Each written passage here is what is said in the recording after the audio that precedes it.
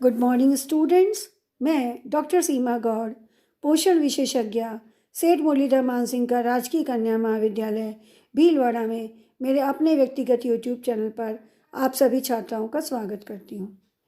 पिछले अध्ययन सत्रों में हमने उपचारात्मक पोषण के बारे में सामान्य परिचय प्राप्त किया था। आज के अध्ययन सत्र में हम ज्वर में आहार आयोजन के विषय में पढ़ेंगे। तो आइए जानें ज्वर क्या है। जब शरीर का तापमान सामान्य तापक्रम अर्थात 98.4 डिग्री फ़ारेनहीट से अधिक हो जाता है तब हम कहते हैं कि बुखार आ गया है। ज्वर की स्थिति शरीर द्वारा उत्पन्न ताप तथा शरीर द्वारा उत्सर्जित तापक्रम में असंतुलन के कारण होती है। ज्वर अपने आप में कोई बीमारी नहीं है, वरन आगामी बीमारी अर्थात भविष्य में होने वाली बीमारियों का संकेत देने वाला एक लक्षण मात्र है। ज्वर विविध प्रकार के संक्रमण जैसे कि बैक्टीरिया, वायरस, फंगस आदि के कारण हो सकता है। ज्वर की स्थिति में हमारे शरीर में कार्बोहाइड्रेट, फैट एवं प्रोटीन के मेटाबॉलिज्म अर्थात उपापचय में कुछ परिवर्तन होते हैं। आइए जानें वे परिवर्तन क्या हैं। पहला, ज्वर के दौरान प्रत्येक 1 डिग्री फ़ारेनहीट तापक्रम में बढ़ोतरी के साथ उपापचयी दर में 7% तक वृद्धि हो जाती है। दूसरा, शरीर में संचित ग्लाइकोजन में कमी होती है। तीसरा, शरीर में संचित वसीय ऊतकों में कमी होती है। चौथा, प्रोटीन अपचयन अर्थात प्रोटीन कैटाबॉलिज्म यानी कि प्रोटीन का ब्रेकडाउन में वृद्धि होती है तथा विविध संक्रमण के जीवाणु व विषाणु अपनी वृद्धि एवं विकास के लिए प्रोटीन की अपचयी क्रियाओं को बढ़ाते हैं। पांचवा, प्रोटीन अपचयन के उप उत्पाद के रूप में नाइट्रोजन वेस्ट प्रोडक्ट्स में भी वृद्धि होती है। गुर्दों पर अतिरिक्त नाइट्रोजन के उत्सर्जन का भार पड़ता है। शारीरिक जल का स्तर क्षय होता है।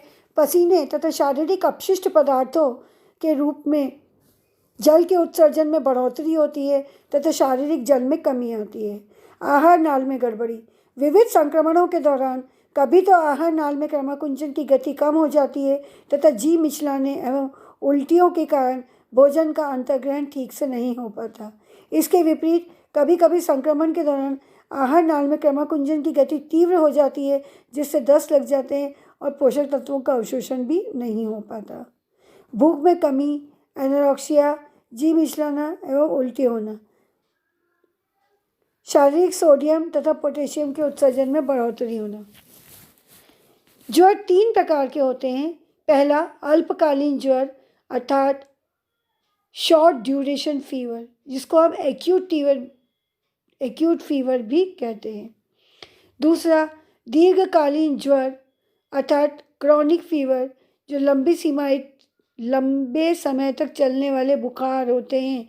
4 महीने तक, 6 महीने तक या साल भर तक उन्हें क्रॉनिक फीवर की श्रेणी में रखा जाता है। उदाहरण के लिए तपेदिक बुखार, क्षय रोग इत्यादि।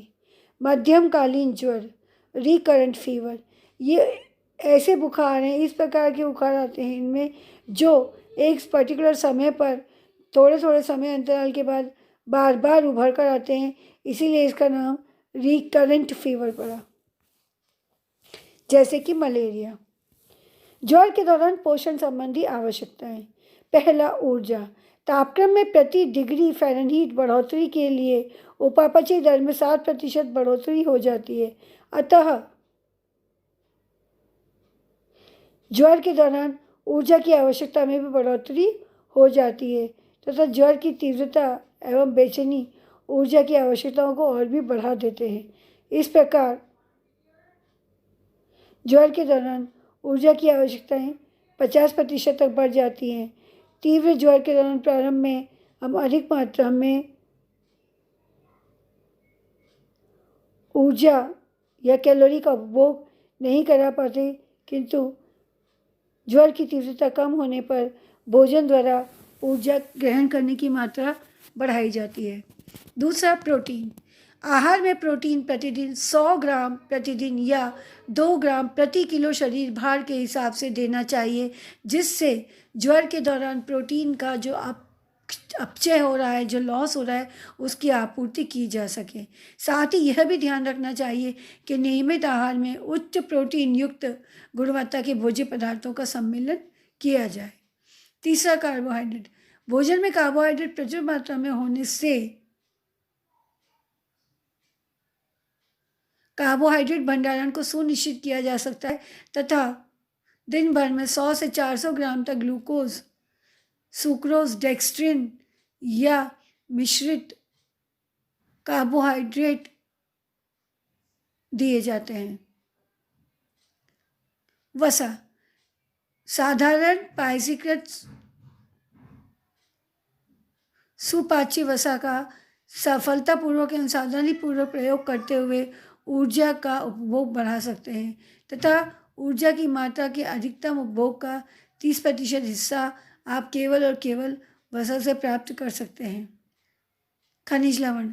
दूध एवं नमकीन पेय पदार्थ नमक का उत्सर्जन करते हैं। फलों के रस एवं दूध के भरपूर उपयोग से विभिन्न खनिज लवण जैसे कि सोडियम, पोटेशियम, कैल्शियम, फास्फोरस इत्यादि की शीघ्र आपूर्ति हो जाती है। विटामिन्स। ज्वर के दौरान विटामिन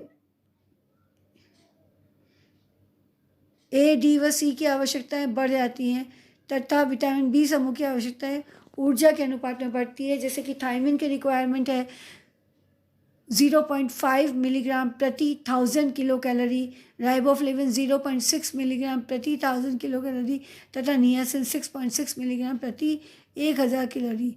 अतः एंटीबायोटिक दवाइयों का सेवन आहार नाल में जीवाणुओं तथा विटामिन बी समूह की वृद्धि को रोक देता है तथा विविध एंटीबायोटिक दवाइयों का सेवन आहार नाल में जीवाणुओं द्वारा विटामिन बी समूह के निर्माण में बाधा डालता है। अतः ज्वर के दौरान कुछ समय के लिए मल्टीविटामिन की गोली की भी आवश्यकता पड़ती है। जल। पसीने व मूत्र के रूप में शारीरिक जल की क्षति की भरपाई के लिए आहार में 2500 से 5000 मिलीलीटर तक जल विविध रूपों जैसे कि फलों के रस, नारियल पानी, शिकंजी, शरबत, छाछ, सूप तथा अन्य पेय पदार्थ के रूप में दिया जाना चाहिए। ज्वर के दौरान आहार आयोजन करते समय आप किन बिंदुओं का ध्यान रखें कि आप व्यक्ति को पर्याप्त पोषण उपलब्ध करवा सकें। पहला, आहार ज्वर एवं रोगी की स्थिति एवं रुचि के अनुरूप हो। दूसरा, आहार सादा, सरल, सुपाच्य एवं आकर्षक ढंग से परोसा गया हो। तीसरा, कम मात्रा में थोड़े समय में अंतराल में आहार देते रहें। आहार कम मिर्च मसाले वाला तथा सात्विक हो। अधिक रेशेयुक्त आहार तथा भोज्य पदार्थों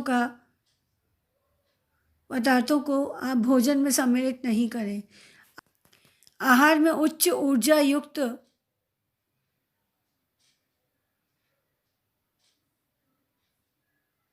भरपूर तरल भोज्य पदार्थों का समावेश करें। फलों के रस व नारियल पानी ग्लूकोज मिलाकर दें। ग्लूकोज कम मीठी शर्करा होने के कारण अधिक मात्रा में रसों में घोली जा सकती फलों के रसों में।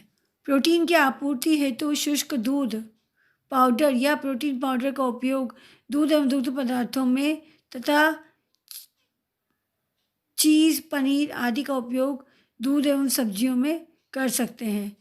मांसाहारी होने की स्थिति में आहार में नरम पके हुए अंडे को सम्मिलित करें। फलों के रस एवं नमकीन पेय पदार्थ लवणों की आपूर्ति करते हैं।